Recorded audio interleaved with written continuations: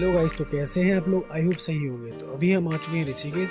Sorry guys, मैं कल night को आया और मैं आपको बता नहीं पाया, काफ़ी थक गया था, तो मैं सीधा होटल लिया और सोते चला गया। तो अभी हम जा रहे हैं भूतनाथ टेम्पल। तो मैं भूतनाथ टेम्पल पहुंचकर आपको बताता हूँ। तो गाइस, अगर आप भी ऋषिकेश में भूतेश्वर महादेव मंदिर जाना चाहें या फिर भूतनाथ टेम्पल जाना चाहते हैं, तो आपको सबसे पहले राम झूला या फिर लक्ष्मण झूला या फिर परमानिकेतन आश्रम वाली गली आना पड़ेगा। उसके बाद आपको जाना चाहिए चोटी वाला रेस्टोरेंट वाली गली। फिर आप उस गली में किसी से भी पूछेंगे तो वो आपको भूतेश्वर महादेव के मंदिर की गली बता देगा। नहीं तो आप गूगल मैप पे सर्च करके भी जा सकते हैं। और जो रास्ता मिलेगा आपको, जो वो काफ़ी खूबसूरत है। आपको आम के बाग वगैरह मिलेंगे और जो कि देखने में काफ़ी अच्छे लगते हैं। आप रास्ते में बिल्कुल बोर नहीं होंगे और ना ही थकेंगे, और रास्ते में आप एंजॉय करते जा सकते हैं।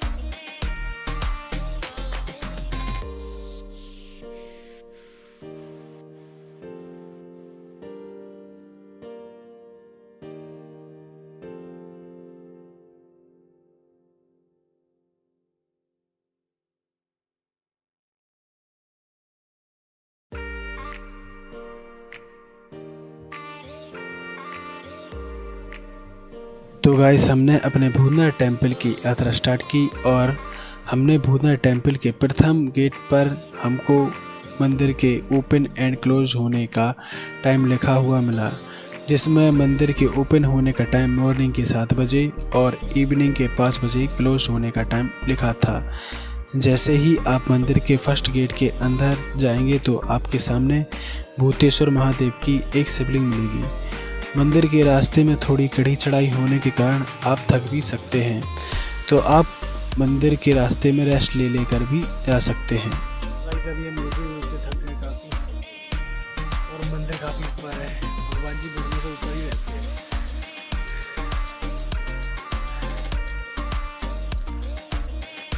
और साथ में ही अगर आप पटना वाटरफॉल जाना चाहते हैं तो आप वहां पर भी जा सकते हैं, जो कि मंदिर के बगल से रास्ता गया है पटना वाटरफॉल के लिए। तो आप वहाँ पर भी जा सकते हैं। थोड़ा ही चलने के बाद हमको मंदिर का सेकंड गेट मिला, जहाँ पर कुछ पत्थर के घर बने मिले। तो हमने इन घरों के बारे में वहाँ के पुजारी से पूछा, तो उन्होंने बताया कि यहाँ की मान्यता है, अगर कोई यहाँ पर आकर घर बनाता है तो उसके घर बनाने की इच्छा पूरी हो जाती है। और इस मंदिर के बारे में भी बताया, जब महादेव जी की बारात कैलाश पर्वत से हरिद्वार कोटी के लिए निकली तो जो उनके साथ भूत आए हुए थे बारात में, वो यहीं पर रुके हुए थे रात को। तो तभी से इस स्थान का नाम भूतेश्वर महादेव पड़ गया। और यह मंदिर 7 मंजिला मंदिर है, जहाँ पर हर एक मंजिल पर अलग अलग भगवान की मूर्तियाँ हैं। और आप इस मंदिर के ऊपर से ऋषिकेश के काफ़ी सुंदर नज़ारे भी देख सकते हैं। और यह मंदिर देखने में भी काफ़ी खूबसूरत है। अभी हम आए हुए थे हेमकुंड साहिब गुरुद्वारा। तो आप अगर ऋषिकेश आए तो आप ज़रूर इस हेमकुंड साहिब गुरुद्वारे में आए, काफ़ी अच्छा है, देखने के लिए काफ़ी कुछ है। आप आए, निराश नहीं करेगा ये आपको। और आप लंगर भी खाएं इसका। और आप अगर रुकना चाहते तो रुक भी सकते हैं, एंट्री वगैरह होती है। तो आप पीछे देख सकते कितना सुंदर है। हेमकुंड साहिब गुरुद्वारे में मत्था टेकने के बाद हम गुरुद्वारे के अंदर गए, जहाँ पर हमको एक कुंड मिला और साथ में कुछ मूर्तियाँ दिखीं जो कि मुग़लों और सिखों के बीच में जो संघर्ष हुआ था उसकी कहानी बताती हैं। और इसी गुरुद्वारे से ही आप हेमकुंड साहिब की यात्रा स्टार्ट कर सकते हैं। और अगर आप इस गुरुद्वारे में रुकना चाहें तो आप रुक भी सकते हैं। आपको कुछ आइडेंटिटी वगैरह दिखानी पड़ेगी। अभी हम आए हुए हैं माता गंगा की आरती में, तो आप देख सकते हैं यहाँ पे आरती हो रही है माता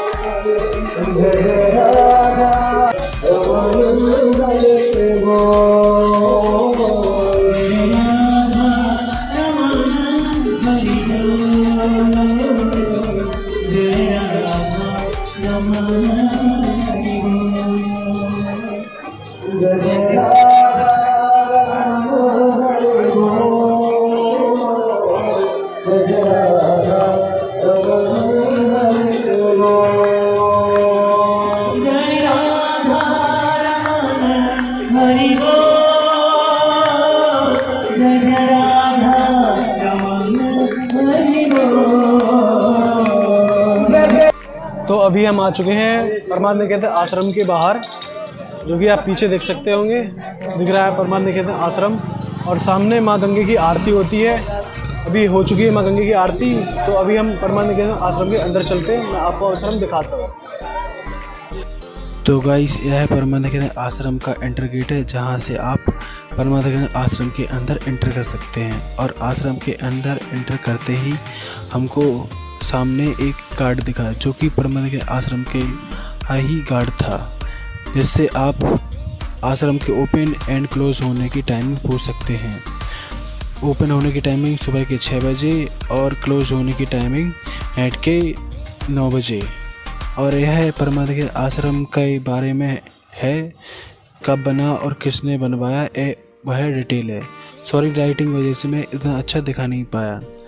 और कुछ दूर चलते ही हमको कुछ प्रतिमा मिली भगवान जी की, जो कि इस आश्रम को देखने में काफ़ी खूबसूरत बनाती हैं। और अगर आप इस आश्रम के अंदर स्टे करना चाहते हैं तो आप स्टे भी कर सकते हैं। आप अपनी बुकिंग ऑनलाइन भी करा सकते हैं। और इस आश्रम के अंदर एक कैंटीन है, जहां पर आप 80 रुपये या 100 रुपीज़ में थाली खा सकते हैं। वो आपका अलग कॉस्ट है। अगर आप सत्संग करना चाहते हैं तो उसके अलग रूम है, आप उसका अलग बुकिंग करा सकते हैं। और इसी आश्रम के अंदर आचार्य आशिष भी रहते हैं, जो कि परमानंद निकेतन घाट के बाहर गंगा आरती करते हैं।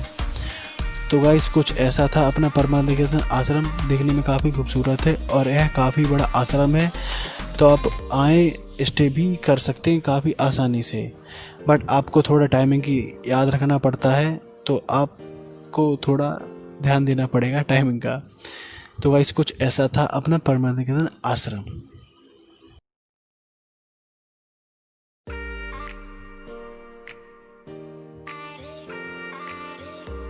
तो अभी हम परमानंद निकेतन आश्रम को बाय बाय बोलते हैं और हम चलते हैं यहाँ पे काफ़ी प्रसिद्ध है चोटी वाला होटल।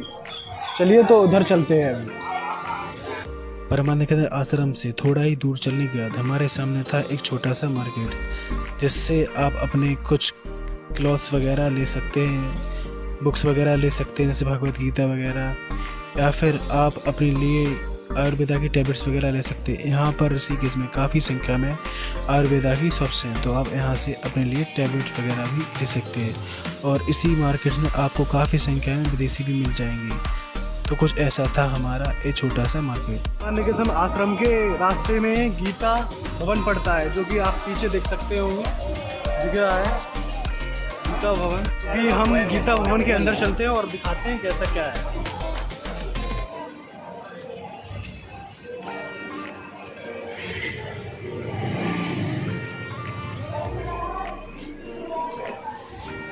इधर आयुर्वेदा की दुकान वगैरह है, सामने मंदिर है।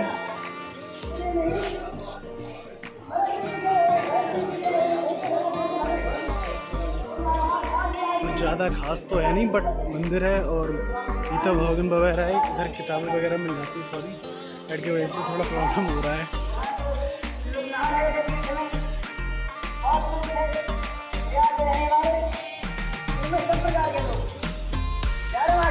तो अभी हमारे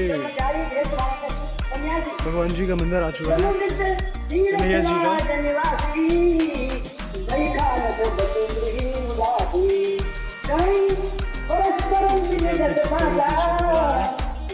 थोड़ा लाइट का प्रॉब्लम है तो आप समझ सकते हैं, आप करना हमको दोस्तों। तो जैसे ही आप मंदिर के अंदर एंटर करेंगे, आप पीछे चित्र वगैरह देख सकते होंगे, जो कि कृष्ण भगवान के बचपन की लीला और जो बाद में करते हैं उनके बारे में बताता है। तो गाइस, ये है अपना गीता भवन का 360 व्यू, जो कि देखने में काफ़ी सुंदर है।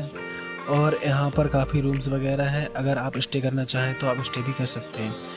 1000 बेड्स का गीता भवन है। यहाँ पर 1000 लोग एक साथ रह सकते हैं। और यहाँ पर अगर आप सत्संग के पर्पस से आए हैं तो आप सत्संग भी कर सकते हैं। और यहाँ पर गीता भवन का खुद का एक कैंटीन है, जहाँ से आप 60 रुपये थाली भोजन भी कर सकते हैं। अगर आप साधु वगैरह हैं तो आप फ्री में भी स्टे कर सकते हैं। तो कुछ ऐसा था अपना गीता भवन।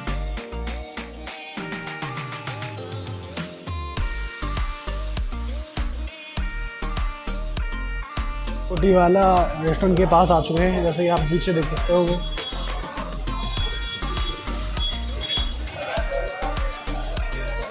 अभी हम रेस्टोरेंट के अंदर चलते हैं।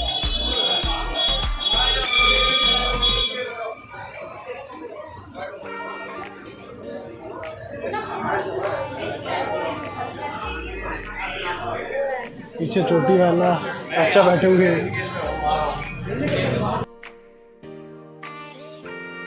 तो गाइस, हम चोटी वाला रेस्टोरेंट में खाना खाने के बाद हम राम झूला देखने के लिए गए, जो कि नाइट में देखने में ही कुछ अलग लगता है। लक्ष्मण झूला इसलिए नहीं गए क्योंकि उस पर काम चल रहा था, तो पुलिस वालों ने अलाउ नहीं किया, तो हम फिर उसको देखने के लिए नहीं गए। हम दिन में गए थे उसको देखने के लिए, तो पुलिस वाले थे जिन्होंने मना कर दिया था कि इधर कुछ काम वगैरह चल रहा है, तो आप अभी नहीं जा सकते हैं। और सॉरी गाइस, मैं चोटी वाला रेस्टोरेंट के वीडियो नहीं बना पाया क्योंकि वहाँ पर कुछ लफड़ा हो गया था, तो इसलिए मैं नहीं बना पाया। कुछ बंदे थे, वो मैनेजर से कुछ उनकी कहा सुनी हुई, तो मैंने वीडियो नहीं बनाया, फिर अच्छा नहीं लगता। तो फिर हम रेस्टोरेंट में खाना खाने के बाद राम झूला के लिए गए, और मैं आगे में वीडियो में बताऊँगा कैसा लगा हमको राम झूला।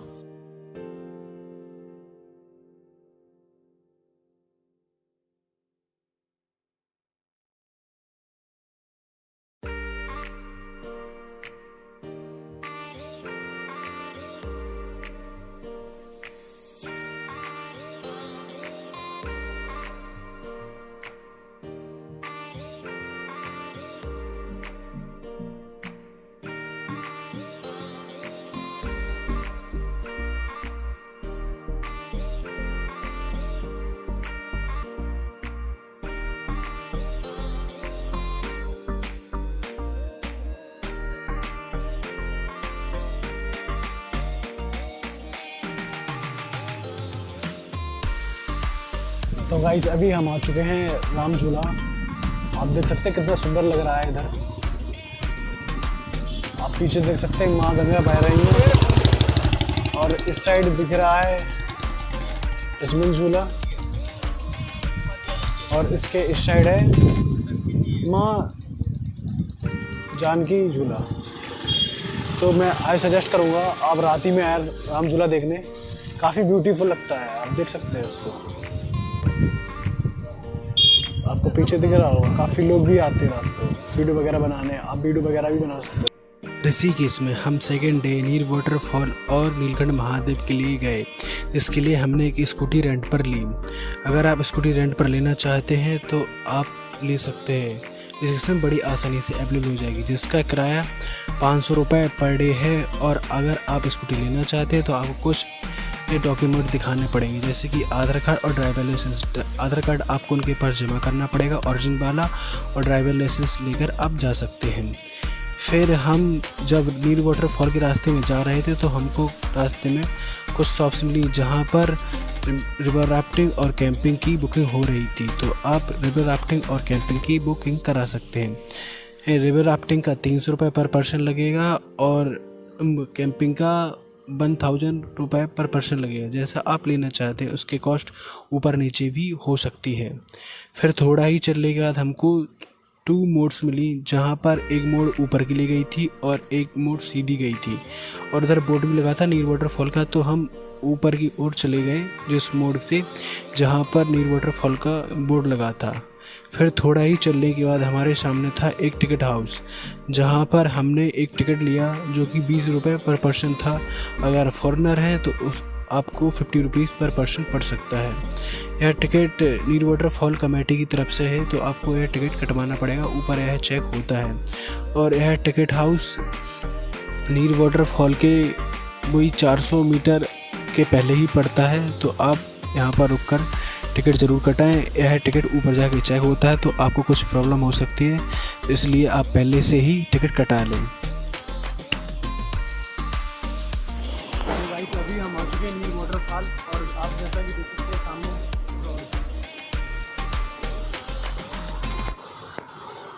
तो अभी हम चलते हैं नील वाटरफॉल के तरफ।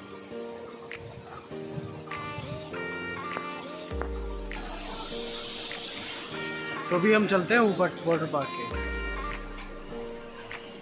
काफ़ी शानदार व्यू है इधर से।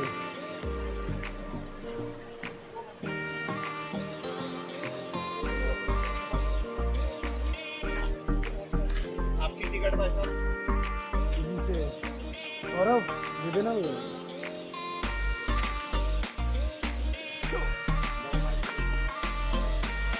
तो इधर लोग पीछे खड़े थे, वो टिकट वगैरह देखेंगे आपके, जो पहले कटेगा आगे।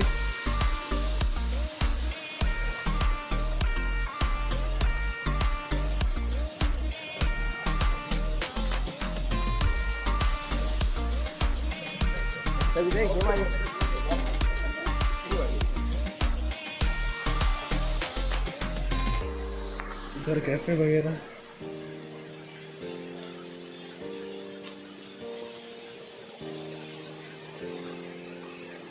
तो गाइस अभी आप देख सकते हैं, अभी हम पहुंच चुके हैं नील वाटरफॉल। देखिए काफ़ी खूबसूरत है ये वाटरफॉल। तो गाइस हम नील वाटरफॉल से नीलकंठ महादेव मंदिर के लिए चल दिए। तो गाइस ये जो सामने व्यू दिख रहा है, यह नील वाटरफॉल के सामने का व्यू है, जो कि देखने में काफ़ी खूबसूरत व्यू है और यह नेचर से भरा हुआ है। इस जगह का आप ट्रैक भी कर सकते हैं। इसका एक ऑफ रोड रास्ता है, जिससे आप आकर लोकल से पूछकर इस वाटरफॉल का ट्रैक भी कर सकते हैं। और यह गाइस जो आप बोर्ड देख रहे हैं, यह नील वाटरफॉल का के कुछ नियम्स हैं, तो आप उनको पढ़ सकते हैं और इनके बारे में जान सकते हैं क्या क्या नियम है। सॉरी गाइस, मैंने इस बोर्ड को पढ़ा नहीं था और मैं सीधा नील वाटरफॉल में स्नान करने के लिए चला गया।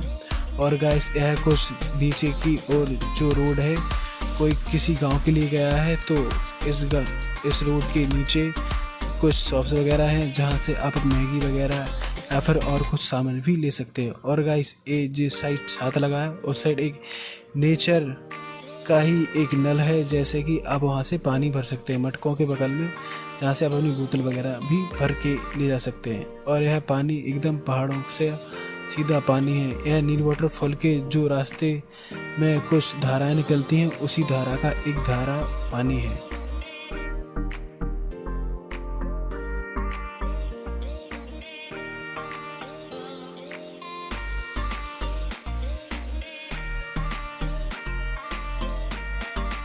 नील वाटरफॉल से निकलने के बाद हम नीलकंठ महादेव मंदिर के लिए निकल गए।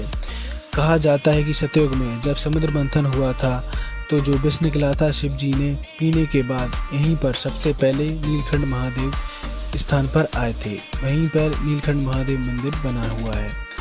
तो इस जगह पर काफ़ी संख्या में श्रद्धालु आते हैं दर्शन करने के लिए। और इसी रास्ते में शिवपुरी पॉइंट मिलता है, जहां से आप 18 किलोमीटर की रिवर राफ्टिंग भी कर सकते हैं।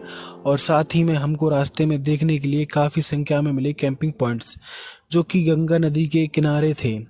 आप यहाँ पर वन डे का 1000 रुपये या फिर 1200 रुपये देकर रुक सकते हैं। इसमें खाना भी आपको साथ ही में मिलेगा। तो अगर आप कैंपिंग करना चाहें तो आप कैंपिंग भी कर सकते हैं। रास्ते में हमको नीलकंठ महादेव के जाते समय काफ़ी सुंदर नज़ारे मिले, और थोड़ी खड़ी चढ़ाई होने के कारण आपको थोड़ा देखकर बाइक चलानी पड़ेगी। और छोटे गांव भी मिले जो कि देखने में काफ़ी सुंदर थे। इन्हीं नज़ारों को एंजॉय करते हुए हम नीलकंठ महादेव मंदिर पहुंच गए।